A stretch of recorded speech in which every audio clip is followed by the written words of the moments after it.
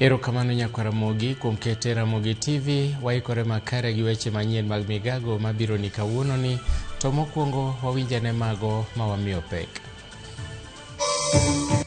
Na tukapata watoto wakiwa wamepata ajali ambapo ile vaneti ilikuwa imebeba watoto takriban 21. Jopuonjre 21 yudo thieth bang' yudo hinyruok e masich ndara e gwenge Mang'ondi yo Naivasha.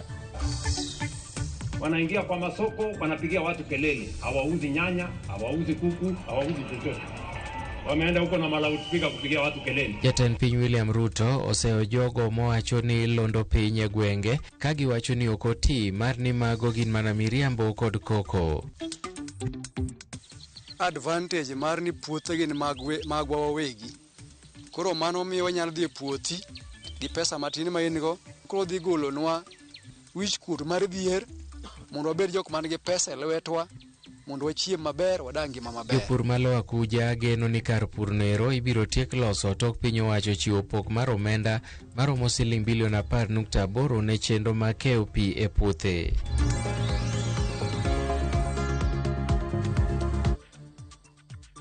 Arwakini machiegni nyinga Milton Ochieng.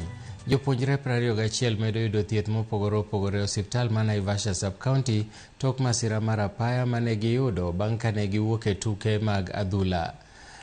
Masira makamano nojukogi tok nyamburko mating'o jowuoth mane giidho ne obayo yo modonje bugo e gwenge Mang'ondi. Derep nyamburko no nowito ngimane kanyo ka japuonjre achiel bende wachore ni noyudo hinyruok marach kendo ngimane ni e kind Akuru ga Sumbi. Masira no notimore ka saa 2:30 mar otieno e gweng' Mang'ondi e Sub-County ma Naivasha.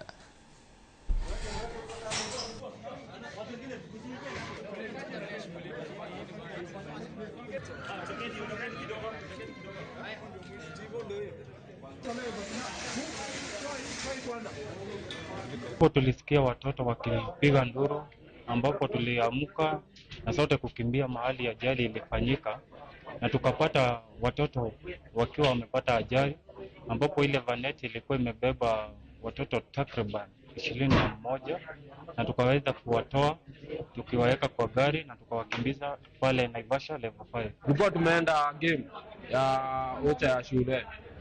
Sasa vile hadi kufika hapo hivyo kadem fulani kwa ni hapo tu kakasema kashukishiwe wapi. Sasa vile kameshukishiwa hapo gari kuteremka ndivyo imekataa mabreki. Ikaenda ikateremka kwa Mokuru place fulani na kwa hii side. Juu Dele alikuwa ameng'ang'ana nayo. But kuna zingine zilikuwa zinatoka na chini. Riwruok jopuonj mar Kuppet bade ma Nakuru owacho ni nitie dwaro mar bedo gi yore mag tudruok motegno e kind jopuonj kod jonyuol kaka yo mar fwenyo gigo manyalo bedo ni chando jopuonjre. Magi ne giwacho ni biro konyo e duoko chien masiche ma kinde ka kinde skunde.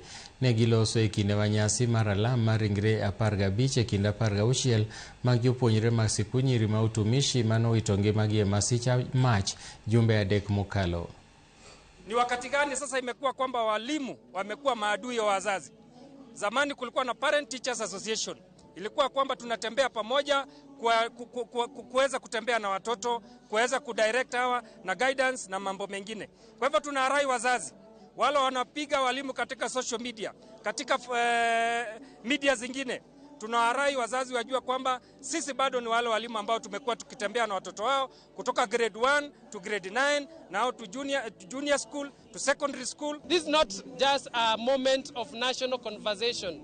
It's also a moment of action. We need to see action being taken when we talk about transfer of those students who maybe are in discipline from other institutions, and then they are just transferred without any measures being taken to go and ban others.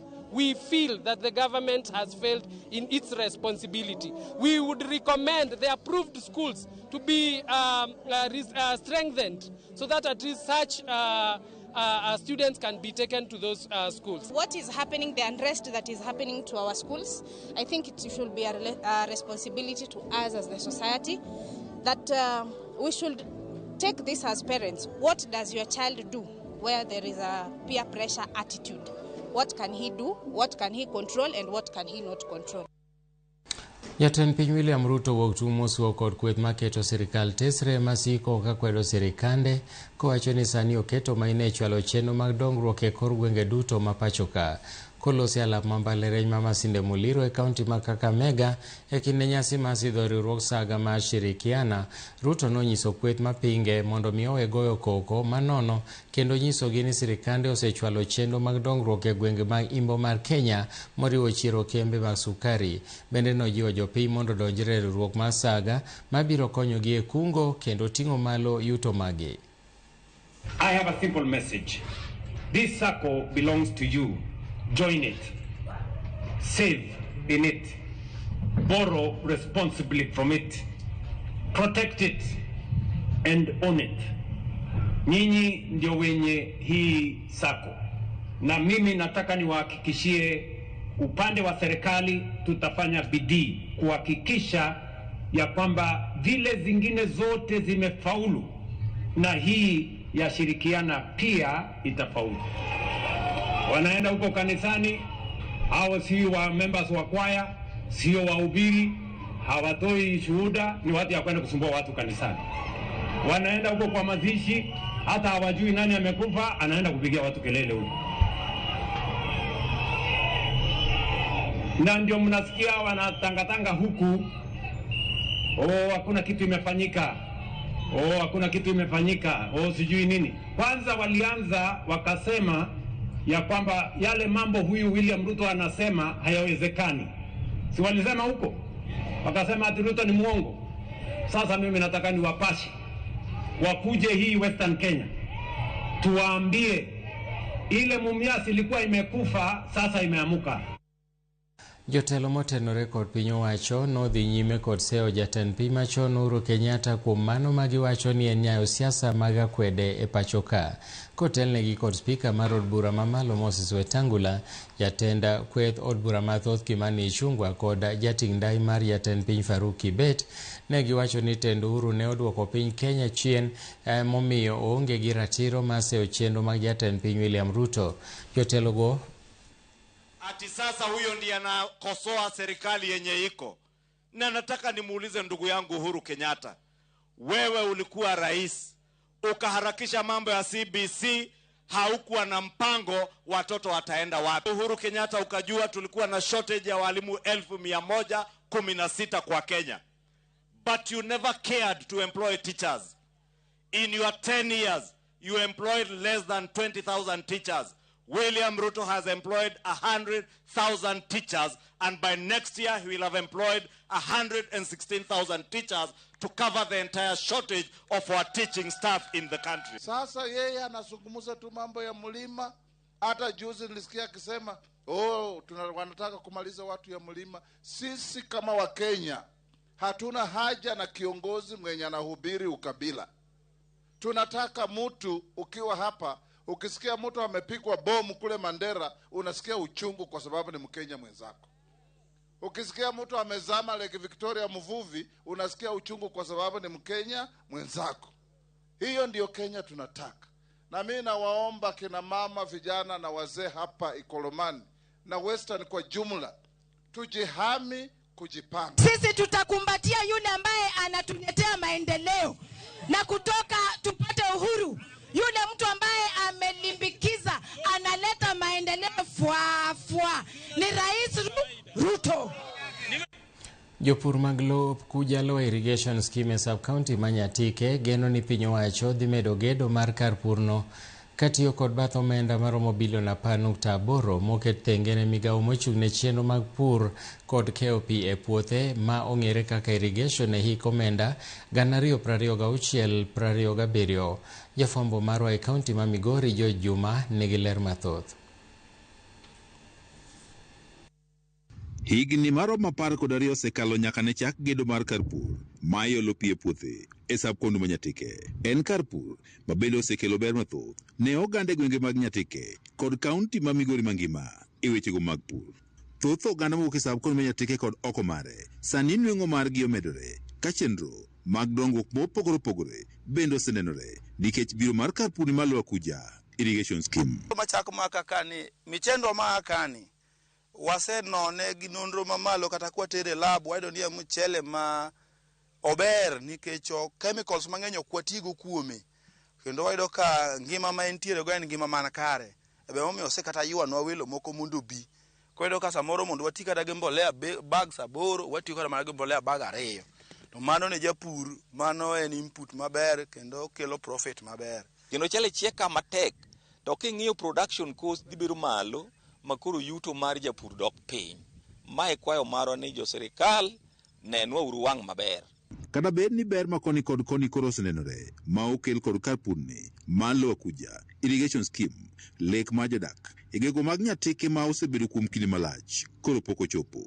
Lek no en maneno ni lope maromo acres 19,000 koro ketie pur ma osetudi kod midhieche ma koni kod kocha ma oting'o nok mar omenda ma osebed ka iketo tenge ne gero Carrefour ni malo akuja yuarwok e kind jogo manochuo loho ma ogere mitaro ma pi luwo ka donje Carrefour ni kod piny owacho kaachiel kod mamoko. Losnwa ndara wadandogo e puodho to wawuok e puodho kwating'o michendwa kwasetieko to giketnwa calvert gede be mwayawo ka pi donjonwa e puodho iyudo ka gedego be jomoko ne muko nikech jog ng'enygi nokong'e ni gini ang'o. Kuja wan gi advantage mar ni puothegi ni magwa wawegi, koro mano miyo wanyalo dhi e puothi gi pesa matin ma in go titimo thoth gimo gi lweti tiyudo pesa midwaro ka giko puro chopo. Koro dhi golonwa wich kut mar dhier mondo wabed jok man gi pesa e lwetwa mondo wachiem maber wadag ngima maber. Kaluwore kod chenro mar piny owacho ka okalo kuom bar migawo no mar piny owacho mochung' ne pur mayolo pi e puothe mabende ng'ere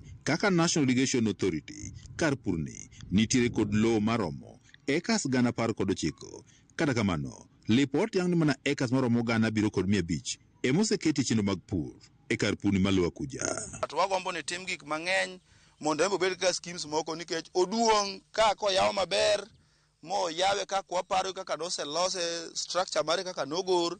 To sani wan gi block 11 matiyo, wan gi irrigated sugarcane niang' nitie miolo ne pi malo kacha, wan gi mchele eka 500 momedore kanyo, wan gi a host of upland crops man malo kanyo matime irrigation. Mae osekelo penjo ni to nyaka karang'o ma ibiro yaw Carrefour ni mondo lope duto maromo acres 19,000 obed mago ma ipure.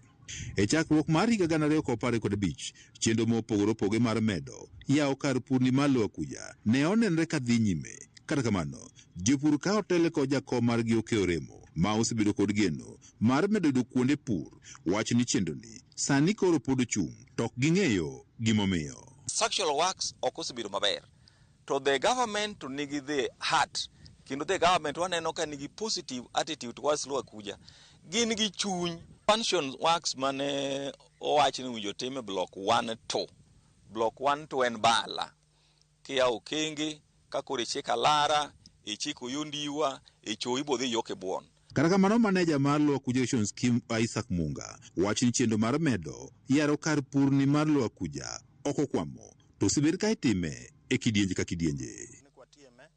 Twadhi kelo blocks moko 4 kendo mano block 1-2 block 4-1 block 4-2 gi block 4-3 mano wanyalo timo in a span of 1 year.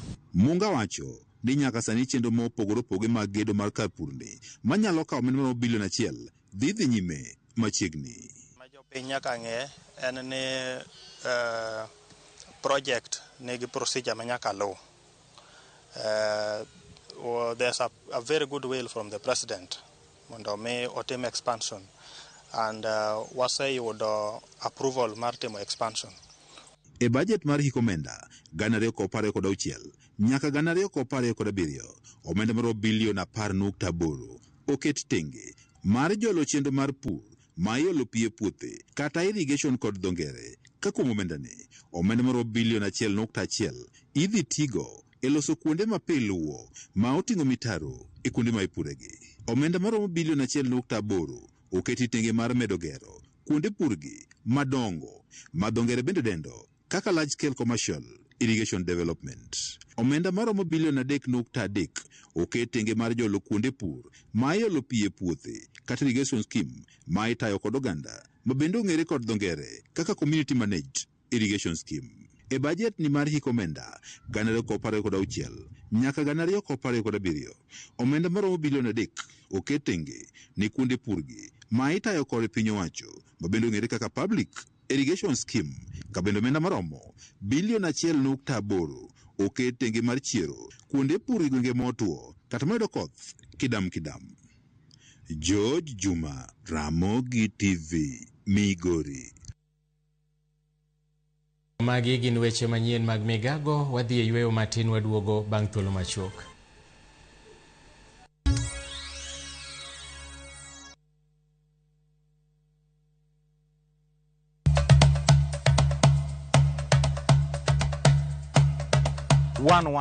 Chenro malero kitwa gi timbewa kod puonjo dholuo. Sani upuza ni uluongwa na mabuda. Koro mwan mabuda ni girieko mwan kod mathin man kurur mar ng'eng'no. Ema osokelo nu sida. Wasewuotho mar kelo ni juok ogandawa kod ber magisekelo e ngima onagi. Dayo ne puonjo nyathi manyako kosechope ode. Puonje kaka onego oriti family mare. Rikoda an James Rabala Kwasera Jambu Owarga Chie. 111 Jumapil, saa 12:30 odhiambo.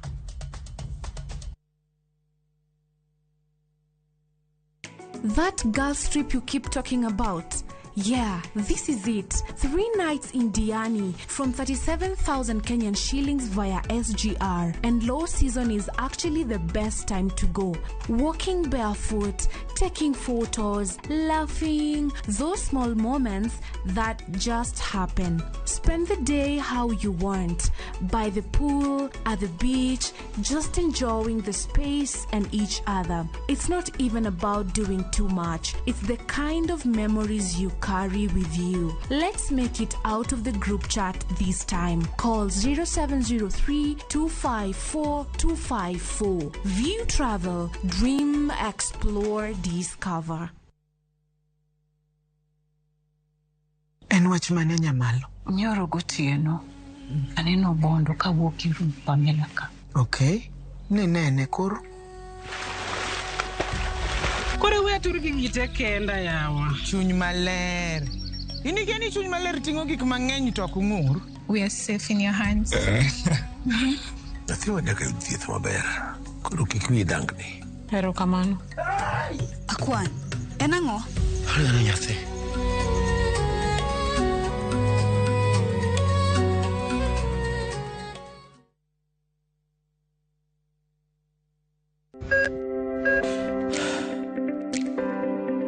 E chuny ogandawa, ngima mar del en mwandu maduong'ie moloyo. Mondo tekruok mar dende obed maber, ok gin ga gik matek. Gin gik maluongo ni lifestyle. Manyiso ga jotuo ni gigi ok gin gik minyiewo, gin gik mitimo. We bedo gi kiawa, kendo chak bedo gi ng'eyo. Nachako chemotherapy. Side effects nen, yier wi nyaka lwar, constipation, chandi seriously. Warwaki e penj laktar, ma en tudruok gi lakteche molony. Isamidhir jahocho cha, nyaka ibed ni iseng'eyo ni mae shida ma an godo, to adwa konyo. Chakre weche thieth kod chiemo mar mine mayach, nyaka weche thieth mag tuoche masiko. Wakelo od thieth e od dak. Tuo mar rheumatic heart disease ni landore sana e gwenge ma poverty ntiere. Riwri gi Ruth Otieno, wuok tich nyaka tich abich, saa 12 odhiambo.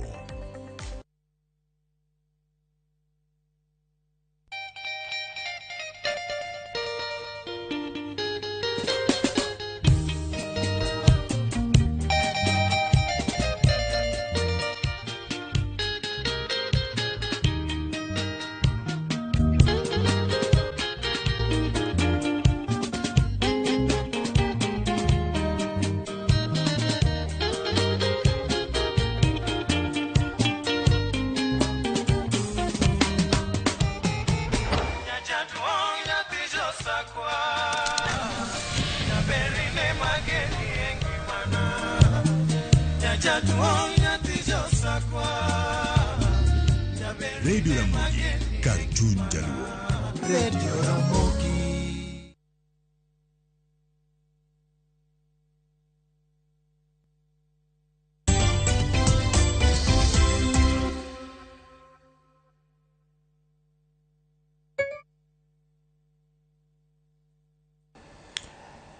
Machiegni kendo, Ten County ma Kisumu komakore gi duol mochung' ne gayo tuoche mong'ere kaka The National Syndemic Disease Control Council oromo gi nyamreche 1,500 mawuok e sub-county ma Kisumu Central, Kisumu East, Seme, kaka yo masirogi kokalo kuom lalruok kodgi ewi kaka inyalo duok piny landruok midhiero adek mahimo ngima rowere kaka EMOU, keny momondo kod landruok mar kute mag ayaki e kor gwenge. Kane giloso gi jofwamb weche kotelnegi kod jaod bura ma Kisumu Central Joshua Oron kod jakom nyamreche ma Kisumu East, giyango ni Kisumu pod otelo gi atamalo 11 gi kwan rowere mayudo kute manyien mag ayaki, EMOU kod keny momondo. Kuom mano gisiro nyamreche kod gige tich kaachiel kod lalruok gi nyamreche wi okenge mowinjore kawo en gino manyalo kelo ber. Kisumu Central, Kisumu County, nyithindo manigi kute mag ayaki moyudo kute mag ayaki manyien, nyithindo matindo higa 21 kadok piny, ng'eny moingo Kenya mangima, en atamalo mar 11 ewi 100. Mano ni malo. Kigolo Kisumu e weche mag ayaki manyien, to Kenya en mana atamalo 1 ewi 100. Wan jogo mawuotho kod jo community pile pile. Ere kaka dwa yud jogi e sama chon? Ere kaka dwa geng' iemo mondogi? Ere kaka dwa geng' tuo mar ayaki ni mondo kik omak nyithiwa kata kik omak minewa? Mano e mbaka mane wabiro goyo kawuono gi jatelo mondo wang'i, nikech wan gi jogi e community, jogi wadak godo. To triple threat ni bende osebedo ka hinyowa. Koro kawuono ne wago mbaka to dwa tim nadi maberie moloyo kaka jogo mawuotho gi jo community mondo wang'e shida gi chon, mondo wapuonjre kodgi, mondo ging'e ni kama otimre ne nyathi manyako oringo dhi osiptal, kama otimre ne nyathi manyako oringo omanyo nyamrura mare machiegni. Jodak ma gweng' ma Mwakirunge kachung'od bura ma Kisauni Mombasa koro ywak ne Ten County ma Mombasa mondo miyo jolgi e chenro mar neno ni giyudo obok mag lope kaachiel kod chenro mamoko mag dongruok e alworano. Kane giloso romo mane gibago gi jatend migawo mar lope e kaunti ma Mombasa Mohamed Hussein, jodago ywak ni josiasa osebedo ka chiwo negi singo ma ok chopi to chutho e gwenge mag yudo e weche mag yudo obok mag lope midendo ni title deeds. Jatend migawo no noyango ni en adieri ni midhieche mag yudo obok mag lopego okwako kaunti ma Mombasa, to kata kamano gitemo kaka ginyalo mar neno ni lokruok nitie. Sisi hata leo tunatumia sola vitavyo, watu wanahumira vitavyo mkopo. Lakini tumeyakubali yale tukijua siku ipo Mungu atatukumbuka. Kwani wale wanaoishi Kisoni wanaishi vipi? Wale wanaoishi kule Mtopanga wanaishi vipi? Wale wanaoishi barabara nzuri wanaishi vipi? Na sisi tunaishi vipi? Haki lazima ipatikane kila upande. Si leo tumekuja kwa amani na tuendelee kwa amani vile vile mpaka wananchi wetu tuone wamepata haki, na serikali pia nayo lile ambalo linahitajika pia liweze kufanyika ili watu wetu pia maendeleo yaweze kushuka huku chini. Inahitajika ni title na maendeleo, si ndio? Ama tutaki maendeleo sisi wanagung'ombe? Title tupate na maendeleo, si ndio? Tumeomba wiki 2 tuishi kwa amani kwa hizi wiki 2 hadi tutakapokutana tena hapa, kwa sababu sisi ndio wenyeji na tumepeana huo uamuzi. Waziri inabidi ya summarize ili tuachane turudi mashambani. Wasia wangu mkuu, jihadharini na wanasiasa wanaochukua advantage. Kitu kidogo watakifanya ni kikubwa, kilete mtafaruku. Watu sasa wajua huko sijui Gung'ombe, watu huko wakifika watakatwa mapanga, sijui watapijwa sijui nini, lakini sivyo, si watu wankaa hapa wazungumza. So tusiachukulie mambo mengine kisiasa. Mambo mengine ni maisha ya wananchi. Jodito e sekta ma somo e kaunti ma Migori ojiwo jopuonj kod jopuonjre mondo obed thuolo mar riwo paro e seche ma gikale midhiero mondo ginyal loso weche gi kwe maonge ng'ikruok. Ma biro bang' anweng'o mag sikunde pachoka kaachiel gi tulo ma jopuonjre osebedo godo e sikunde mopogore opogore e kinde ni. Giwacho ni sikunde mag boarding ber kendo miyo nyithindo lwasi mamiyo mar somo, omiyo nyithindo onego puonj kido maber mondo mi ginyal romo e alwora duto.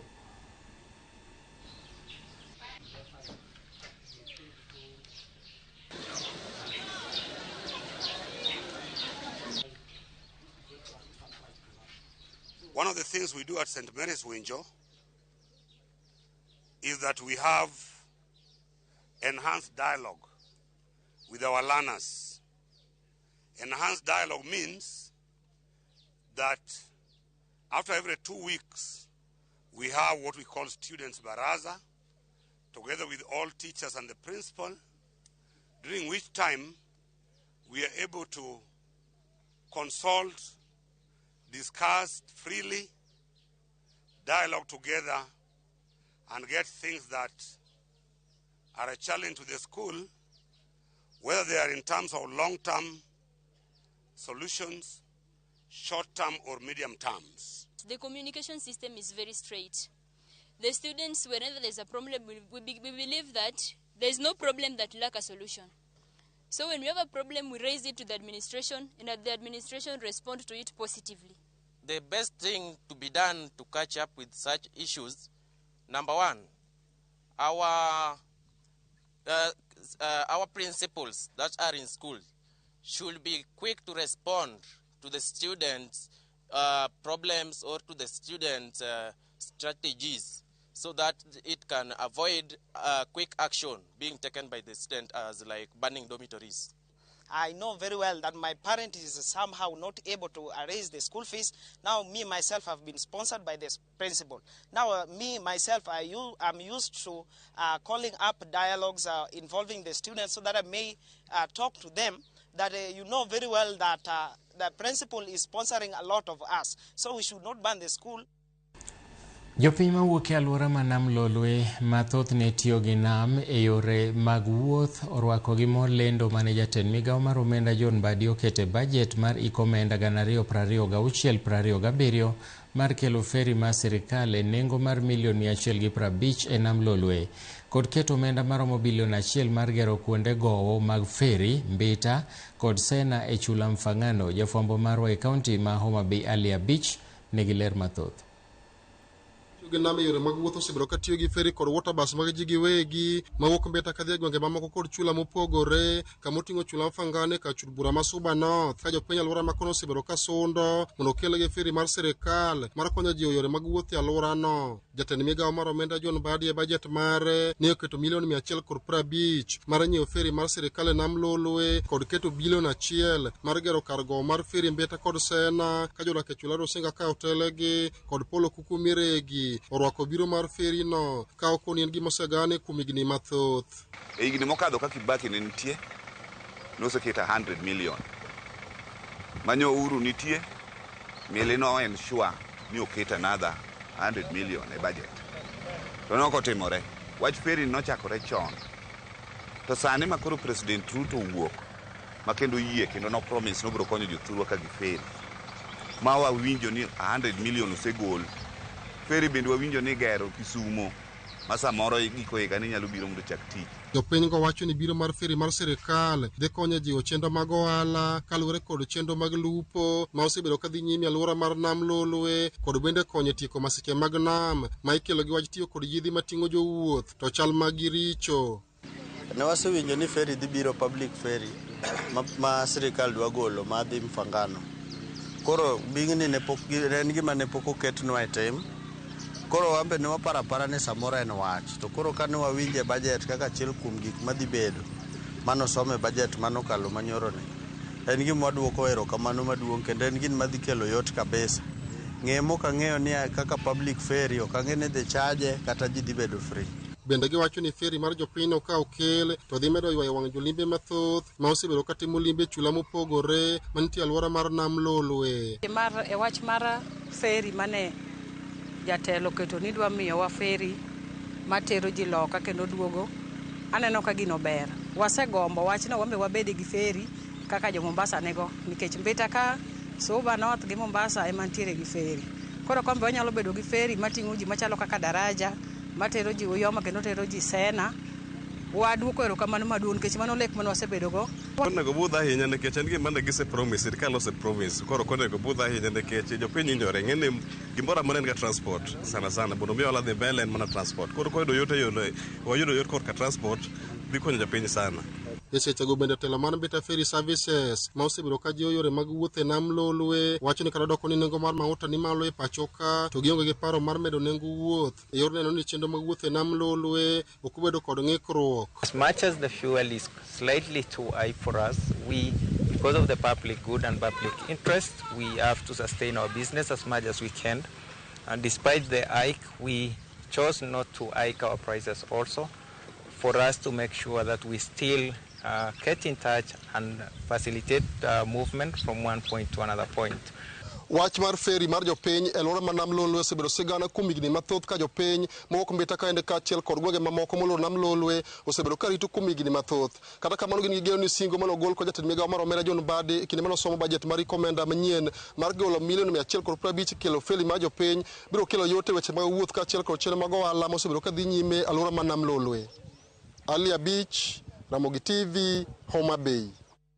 Erokamano nyakwara Mogi mane mokelo e giko mar weche manyien mag migago waiko ni mathoth wabro kelo ni saa 1 weche manyien mag ang'ich welo kod saa 3 weche manyien mag oimore mano saa 3 mar otieno. Bang' thuolo machok Ochieng' Emmanuel biro ka gi pau tuke. Nyinga Milton Ochieng' oriti masani.